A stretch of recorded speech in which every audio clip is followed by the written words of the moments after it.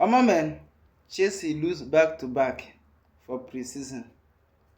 Alonso may no tell us say na so you ready for Chelsea this season. If na so you ready for Chelsea, just tell us say you are not full ready to work as manager for Chelsea, because I don't see any effort from you. Just look at, we lose against Tottenham, we still lose against Juventus. After I tell us that it's a friendly match, may you no continue like this for season o.